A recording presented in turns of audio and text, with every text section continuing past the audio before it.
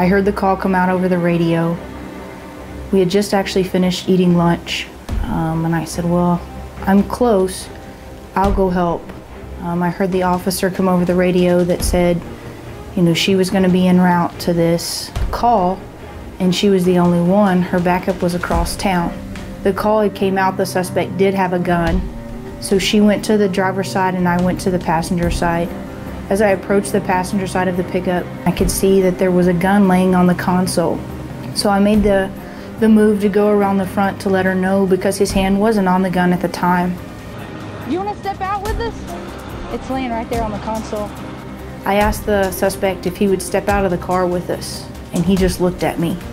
I asked him again real nicely, you know, sir, do you mind stepping out? At that time, that's when he looked down and he moved his hand and he grabbed the gun off the console. I yelled at him, no, don't. And he raised it up, and that's when he began to point it at me. No,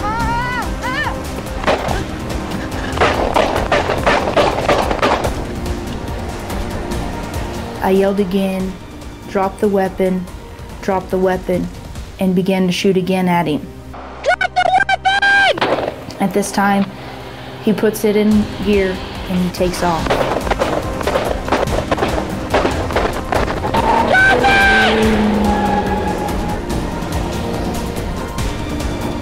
Shot fired! Shot fired! So I took a deep breath, put the car in drive, and I took off. I can see a whole bunch of men, and they're all pointing in a direction down the street. He's parked right here. He's parked right here. Dispatch, it'll be the 300 block east 9, 300 block east 9. I put my car in park and was getting out. The suspect put his car back in drive and took off. Dispatch, we're going southbound Johnson Mountain. Sergeant Moore with the PD is up in front of me, and he comes to stop. I come to stop. He had already dropped down on the ground and began shooting.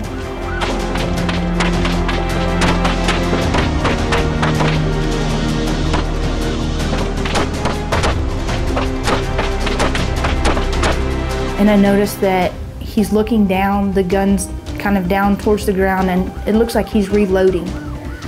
I knew I had to make a move, so I began returning fire with my shotgun at him.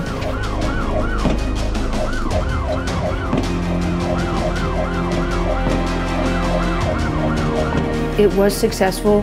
It did hit him, and I remember him going down and just telling everybody, you know, the threat's down, the threat's down. He got 20 years on 5 accounts. So that was kind of the last sealer of being able to put this kind of incident and traumatic, you know, trauma in a lifetime behind you a little bit. If it wasn't for her, I believe that we may be one officer less in Big Spring. I think that it could have been a lot worse. I really do.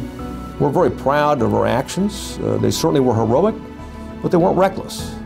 And it was engaged for a long period of time. And as a result of her training, but her character, it resulted in a successful operation, and we're very proud of her. Hope will be the first one to tell you she's not a hero. Hope's going to tell you she did her job that day. Anybody that works in law enforcement can be considered a hero, but her actions that day were heroic.